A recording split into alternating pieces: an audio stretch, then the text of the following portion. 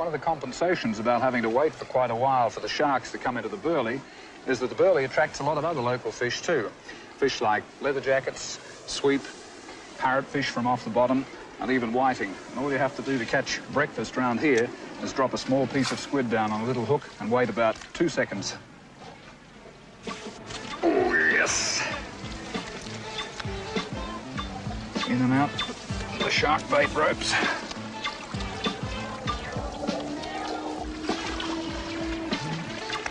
Breakfast size anyway.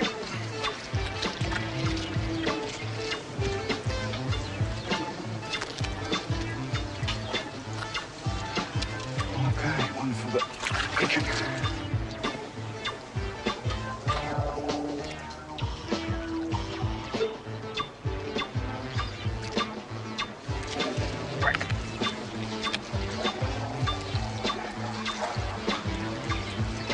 To a blue throat parrotfish.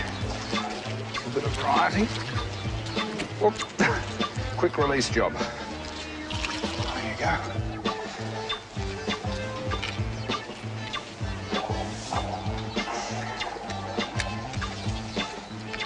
Yes, sir. Right down there on the bottom. Looks like the other half of breakfast. Doesn't come up with it. Not bad eating fish either. Beautiful fish to look at, and not bad to eat either. It's the other half of breakfast.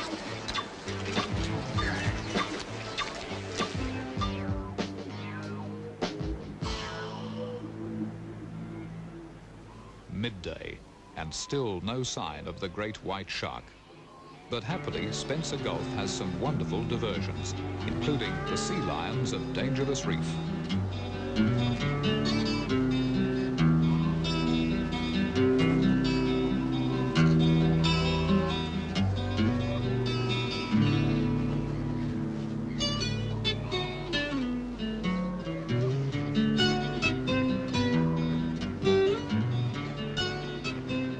When you first see a place like this marked as a tiny dot on a navigation chart, it looks like the sort of place that no one would really want to come to on purpose. But when you get here, a different story. It's a fascinating place.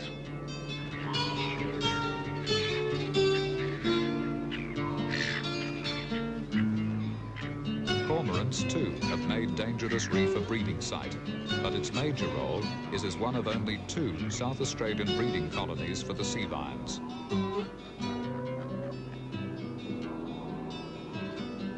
Only some 5,000 of these beautiful animals are left on the face of the earth, and outside South Australia, there is only one other breeding site in all the world. The British navigator Matthew Flinders first called these mammals hair seals. This pool is the equivalent of the toddlers or waders pool at your neighbourhood swimming complex. It's where the young seals learn to swim before they tackle the surge and surf of the open ocean. And the young fellows that romp and play in here would be between 1 and 2 months old. This whole rock, in fact, is a seal nursery.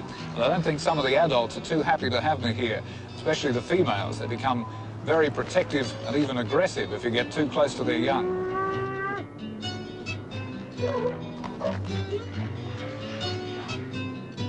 Totally protected, some 300 sea lions are born on Dangerous Reef each season. Breeding happens only every 18 months, and at least 1 in 3 of these young pups will die before maturity. Oh, look out, the big fella's coming. Each bull has his own harem and is very protective and possessive. Don't you want me through there either? You had me trapped here in a minute.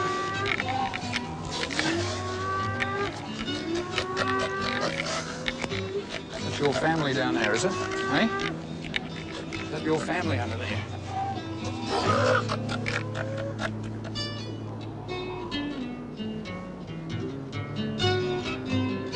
In the meantime, back on our mothership, the Nenad, Bob Britcher keeps our birdie slick working as we continue to wait for the great white sharks. The temptation to stay and watch the sea lions is a strong one, but as a vulnerable breeding colony, they are best left undisturbed.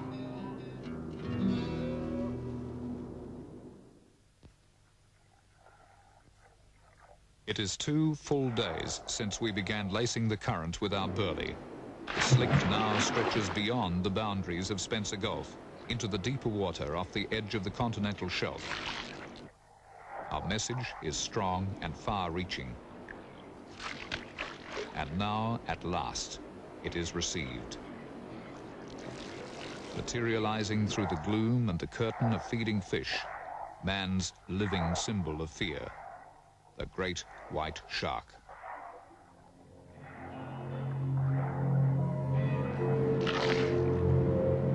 Here he is. Look, right behind the bait. Oh, coming in there now. Coming in. Within minutes, there are 2 sharks, one a 12-footer, the other better than 14.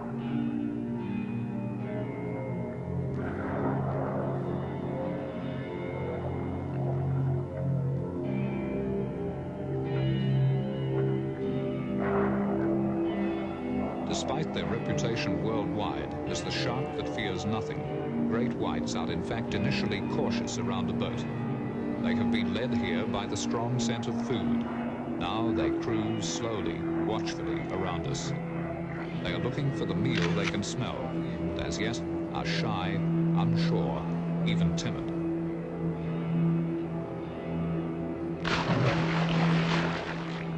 Provided nothing frightens them, they will now slowly build their confidence and only then begin to feed.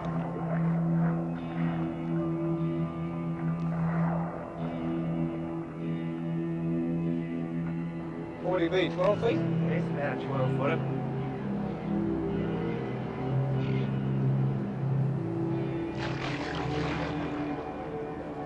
The cruising continues for half an hour, and still, although the sharks have found the baits, they are as yet too tentative to feed.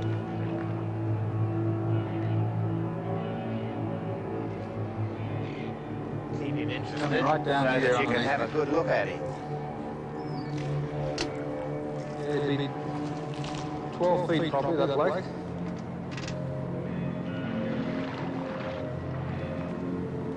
See the big white tail on just above the main part of the big flat area? Grace.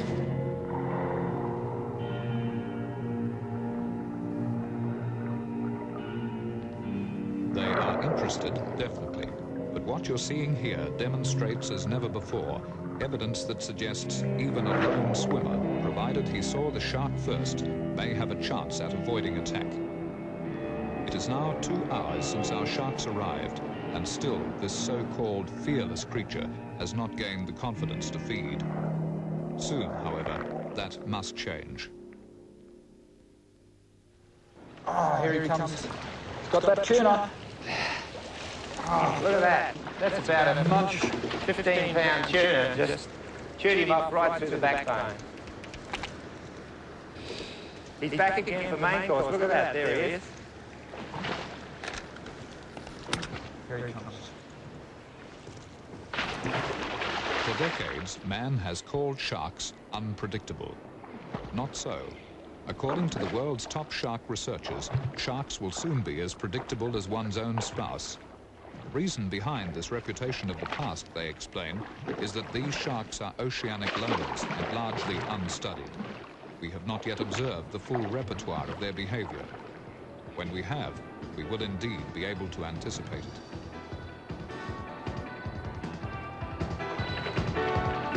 Go.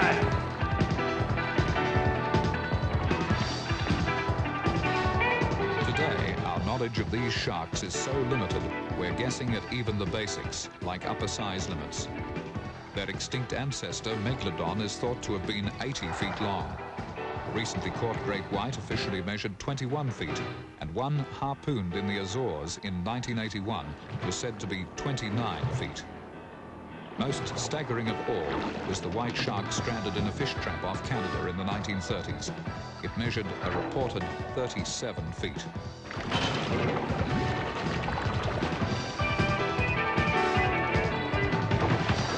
Look at that. Just snapped right through that rope. With their confidence growing, our shark's feeding tempo begins to quicken. It is 4 hours since they arrived. Time to prepare for my dive in the cage. But before I can get into my wetsuit, our plans are changed by this incident. The bigger shark has taken a bait, but surprisingly his razor teeth don't sever the rope. Feeling the restriction, he is suddenly frightened and panics.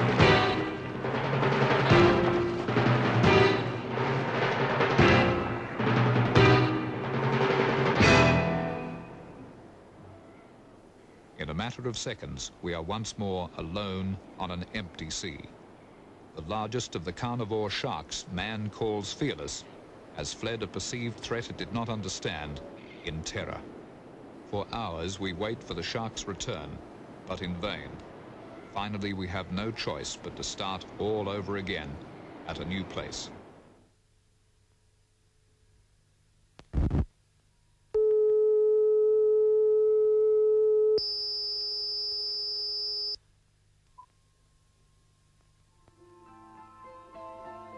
We are headed for a more distant group of islands on the very edge of Spencer Gulf, a place Rodney is confident will produce the great whites.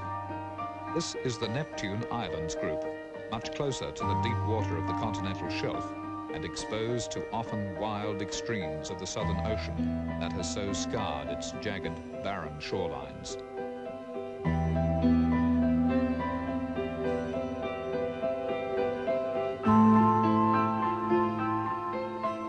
From Dangerous Reef, it is a further 30 nautical miles.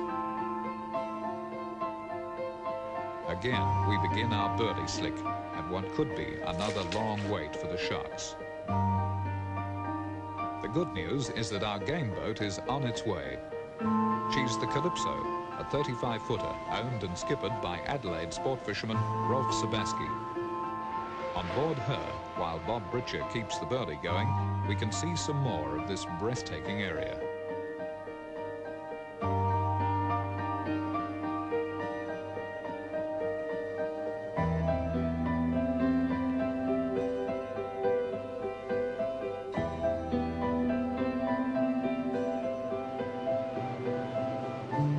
These islands of Spencer Gulf are beautiful and unspoiled. Carved by wind and water from ancient sandstone laid down in a prehistoric sea, their cliffs are galleries of natural sculptures.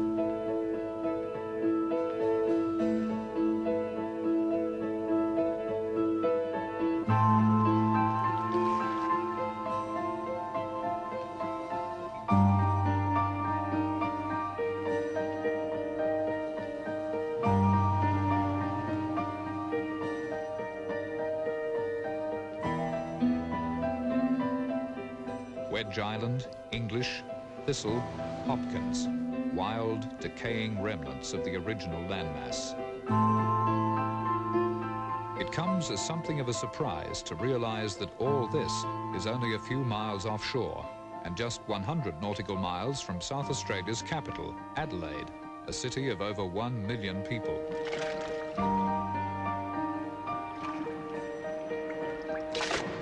Largely untouched by man, the islands of Spencer Gulf remain the isolated provinces of the sea lions and ocean birds.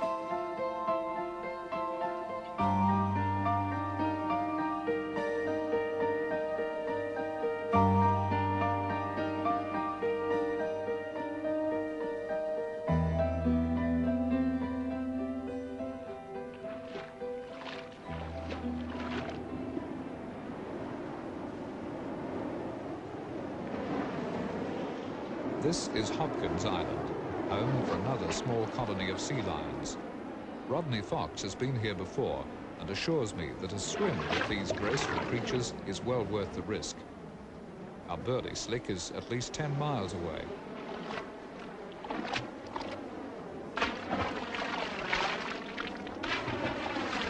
These are female sea lions. They take about 5 years to reach maturity, and after leaving the place of their birth,